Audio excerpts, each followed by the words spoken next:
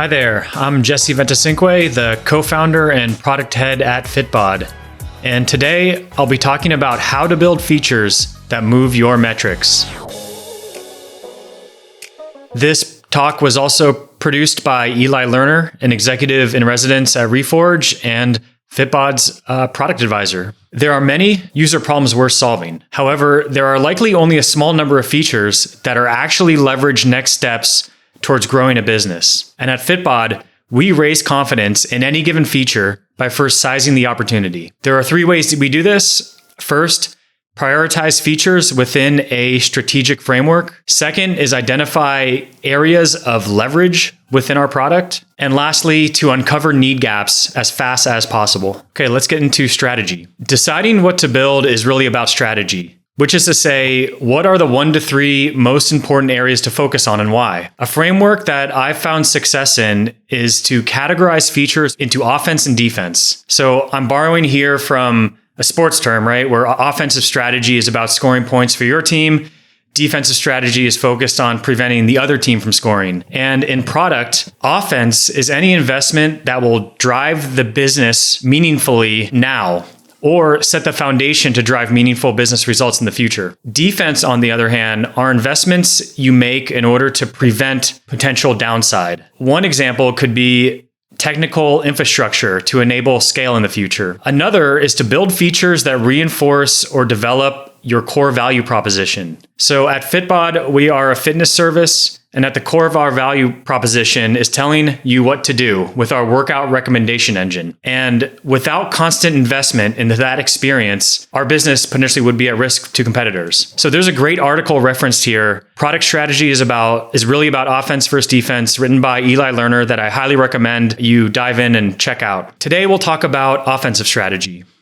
And a key concept here is leverage. High leveraged features may exhibit some of these following characteristics. One, they operate on large groups of users, which makes sense. Otherwise, it likely wouldn't lead to perhaps massive business impact. Two, they're often low-hanging fruit. And the way I think about this is through this idea of need gaps. A feature solves a gap between a user need and your product solution. And some need gaps are pretty small and require very little investment, product engineering, design to bridge.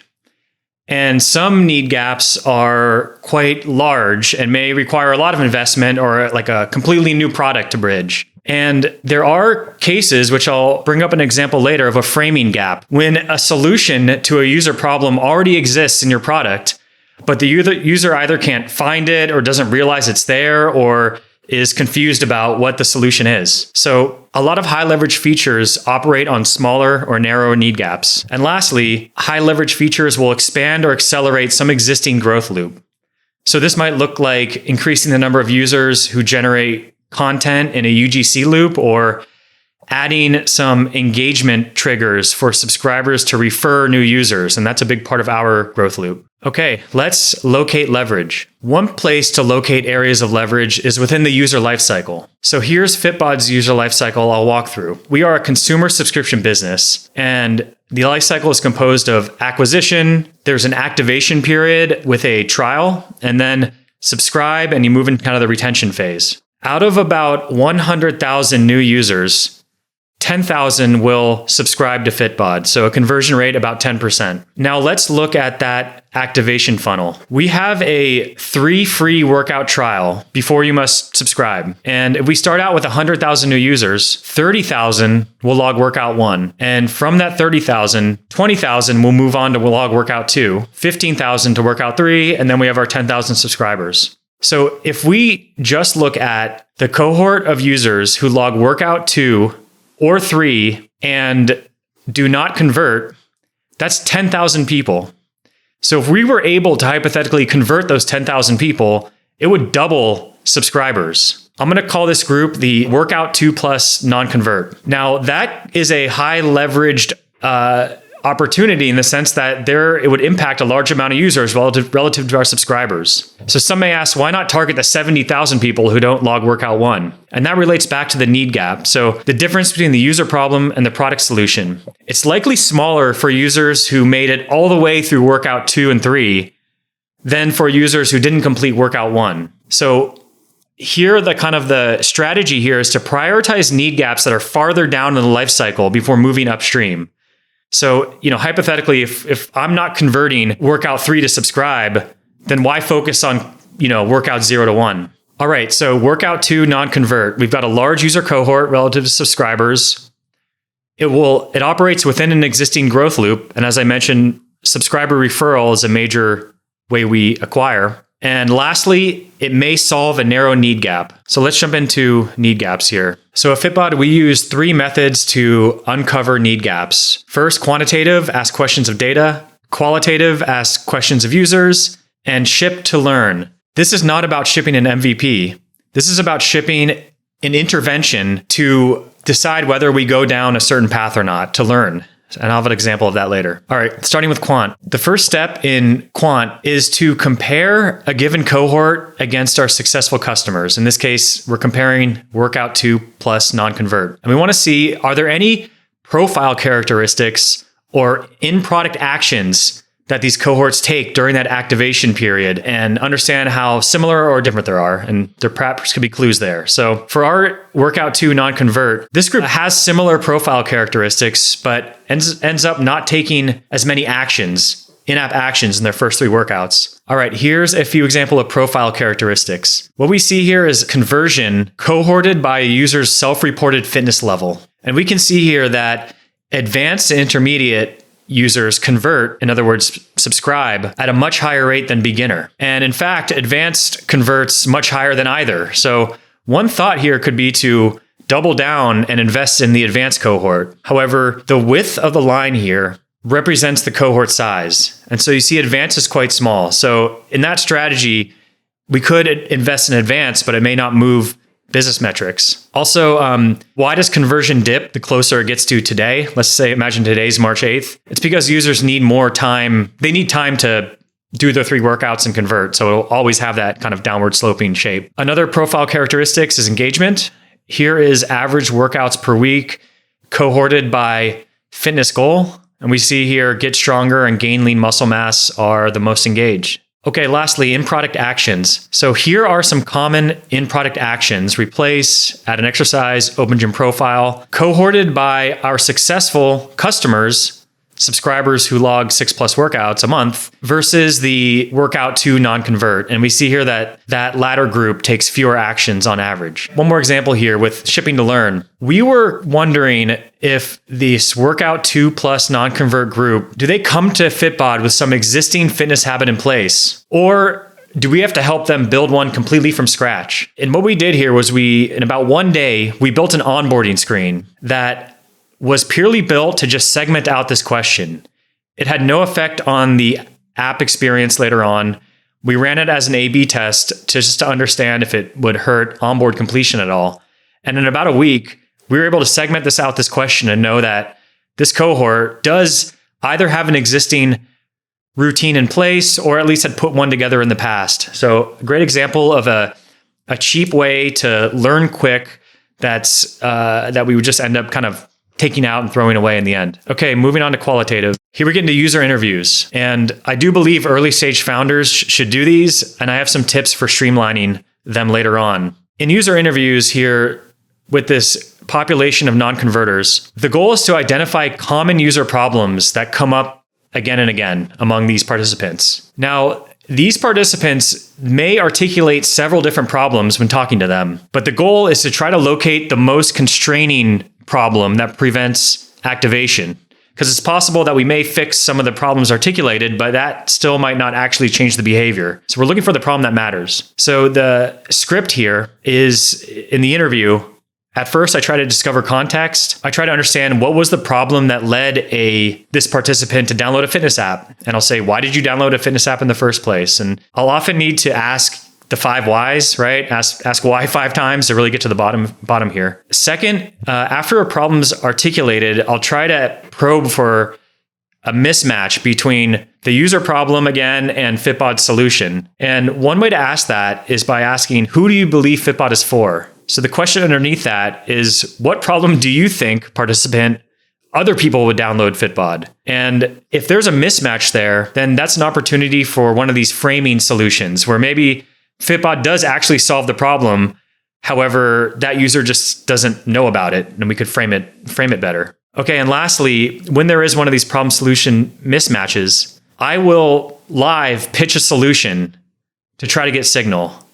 So I'll say, hey, well, we're developing a feature that will actually show muscle strength, and I'm really excited about it, and I want to hear about what is your impression. And if the participant responds positively, then there's some signal that we may have kind of located the problem. But if the participant responds no, that's not compelling, that is also extremely useful signal. Often in these interviews, we'll do concept testing with mock-ups of features that we're considering building. And there's a few traps to avoid here. So the bottom line information I want to know from a participant is this the feature that would be the difference maker for you? You didn't convert, but if this existed, would you work out to non-convert, turn around and buy Fitbod? Because the traps here, the first one is feature understanding. So a participant may be able to describe very well what the feature does, but it may not necessarily mean that it'll be the difference maker. Another trap is that users can articulate very well why other people might like it or what problem it solves.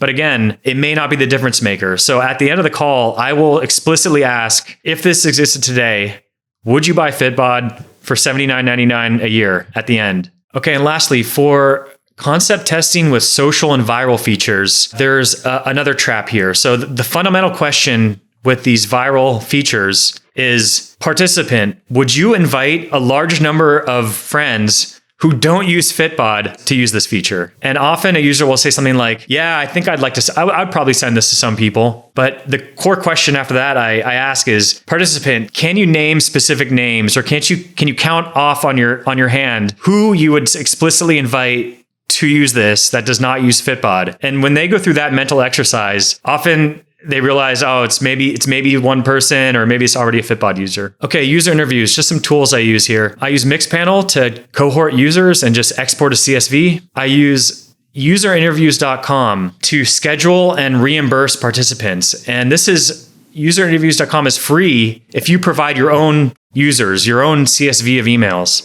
which is pretty awesome. And then Zoom or Sonics.ai to record transcripts and create clips. Zoom has this buried in settings, create audio transcript that you can turn on. Lastly, in every survey I send out, at the end, I will ask, hey, are you interested in participating in a user research session? No matter what the survey is about, and just to compile a list of people who want to talk. Okay, lastly, shipping to learn. So from our workout to non-convert interviews, one finding was that there was not enough time to evaluate Fitbod in that 3-workout trial. So one intervention we tested was a trial extension. This was a very cheap thing to build. It was an in-app prompt that notifies the user that we gave them 3 or 6 more workouts. And of course, this would not be the final trial extension experience I would design. This is just enough to learn if this is a viable path going forward. We also learned that these W2 non-convert users were unable to log an exercise or log a specific exercise or a specific format or routine. And the kicker here was that it already was supported with Fitbod, but they didn't find it. So here is a cheap intervention using a coach mark. And on the left-hand mock here, we added a simple coach mark in a flow that people who have this problem would likely do. So maybe it's they add or replace a lot of exercises, or they go visit their gym profile a bunch of times. And so this left-hand coach mark, helps us size the problem, understand for these W2 non-converts is how big is the problem that we're trying to solve here. And on the right side, we have a very cheap way to kind of point them towards existing features. And again, not the final design solution, but the fastest thing we could put in, run as an A/B test to gain signal. The last insight from these interviews was that users were unable to gauge fitness progress in such a short time span of 3 workouts. They didn't know if progress visualization existed in the app. So here is a framing intervention where we inserted a screen in onboarding that describes just the progress a user would expect to see. And this is a screen that we built in a very short time. And we're simply here framing, exposing to new users that we do have this solution for them. Lastly, I pulled some of the results here for the trial extension A/B test. We were able to see a 25% increase in conversion for the treatment here. And this is without any type of push notification or email telling the user they received this. It relied on them opening the app. All right, so in summary, how to build the features that move metrics. At Fitbod here, we first try to set focus, the 1 to 3 areas of leverage, and we find a lot of value in this offense versus defense framework. 2 is the locate leverage, and often that'll happen where a feature will impact many users. It'll operate on smaller user needs and will operate again on an existing growth loop. And lastly, we have our methodology to actually reveal true user needs, ask questions of the data, users, and ship to learn. Not an MVP, but rather ship, toss away items that will just aid us in the speed to learning. Cool. Again, here's the link to the blog post. Product strategy is really about offense versus defense by Eli Lerner. And I want to thank Eli for contributing to this talk. Thank you much. Hey everyone, I'm Tom Eschbacher. I lead LinkedIn's Marketing for Startups org. And let's begin with a thought exercise. I'm going to put a prompt on screen and give everyone 5 seconds to think about it. Your first answer is the most honest, so please stick with it. I am a founder who, fill in the blank. Now, I've run this exercise with live audiences, and the answers are inspiring, forward-looking, and disruptive. People talking of, I'm a founder who will lead $1 billion company. I'm a founder who will democratize access to healthcare. That's all well and good. But what I encourage everyone to internalize, especially technical founders, is this statement. I am a founder who sells. And before your product, the first thing you need to sell is yourself. To co-founders and early employees, to angel investors and VCs, to your first customers. Early sales will come via personal networks, but as your company grows, you need to take your stakeholder engagement efforts to larger levels. That's where thought leadership becomes a valuable tool to have in your belt. Over the next 10 minutes, I'll share 3 foundational principles to creating a compelling executive presence online. As the world's largest professional network, LinkedIn has unparalleled visibility into how leaders effectively build their brands. And in my role leading our LinkedIn Marketing for Startups org, I've seen up close how early stage founders can create halo effects that amplify themselves and their startups through thought leadership. But let's first make sure we're clear on the why. Now, founders have so many responsibilities, it may seem like establishing their executive presence falls below the line. Here are 4 reasons it shouldn't. First is brand and reputation. Create and reinforce awareness in the market about who you are, what you do, and why you exist. This is that halo effect that we'll talk more about. The second is market consideration, and specifically geared toward potential investors. Showcase your unique perspective and expertise and help audiences understand why you. Third, talent attraction. Potential employees find and recruit the best talent by showcasing how there's a vision match between the type of company they're hoping to work for and the culture that you are creating.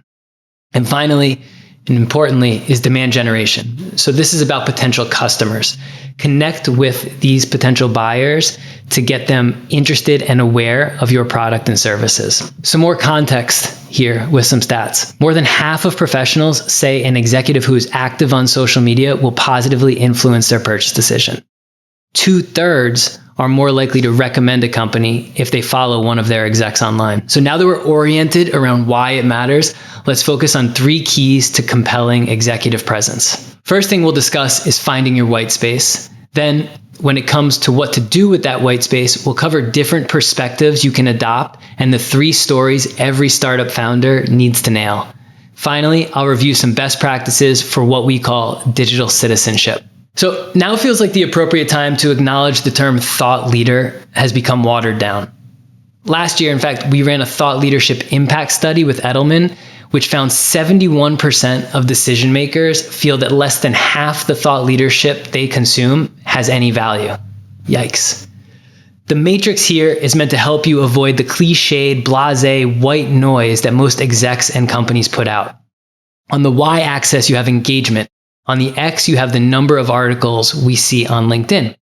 You want to be above the line, providing engaging commentary, and ideally you're in that top left quadrant.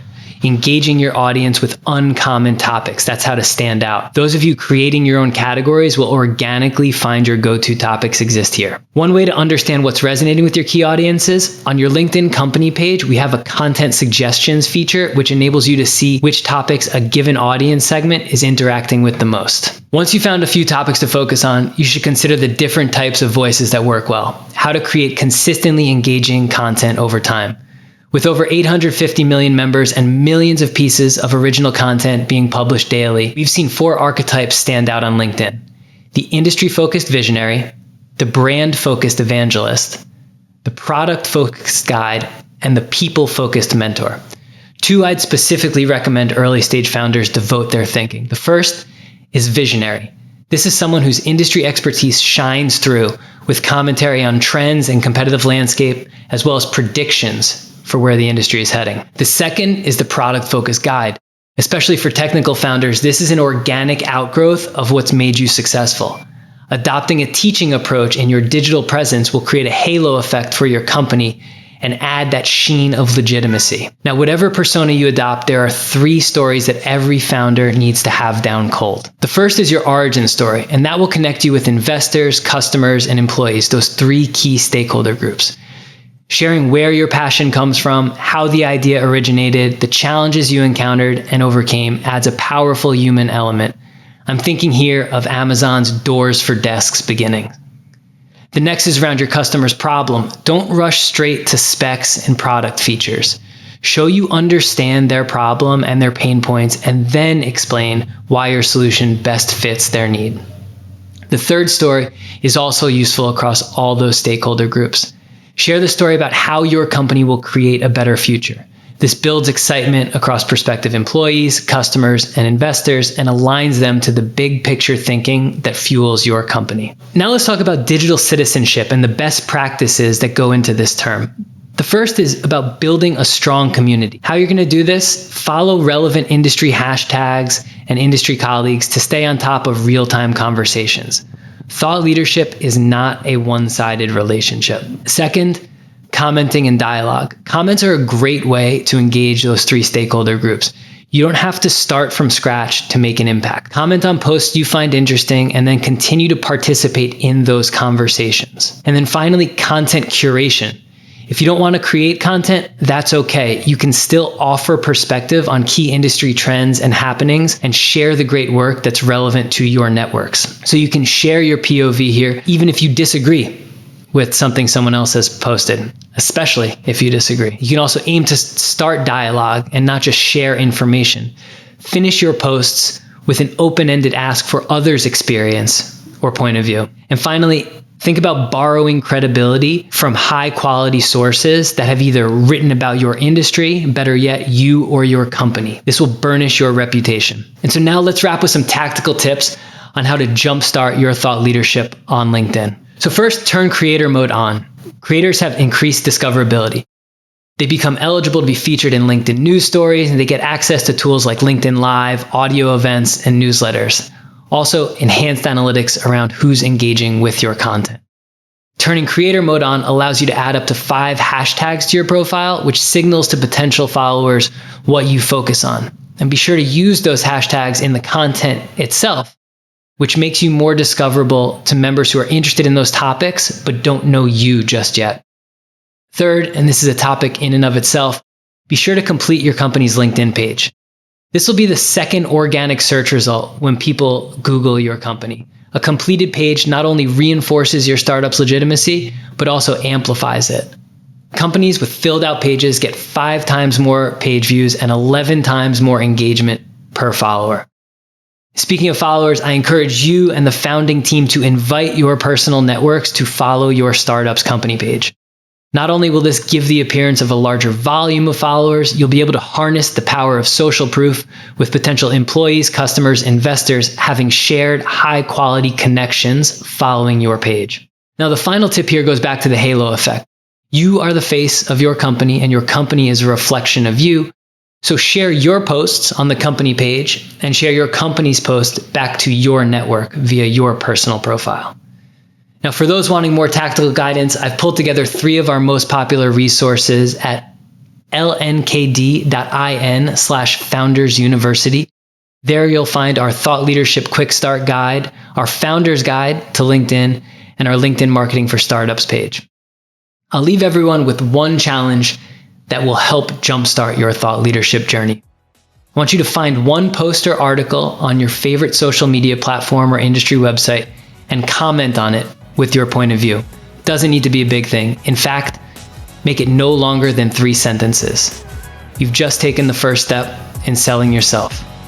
Thanks for your time, and we'll see you soon.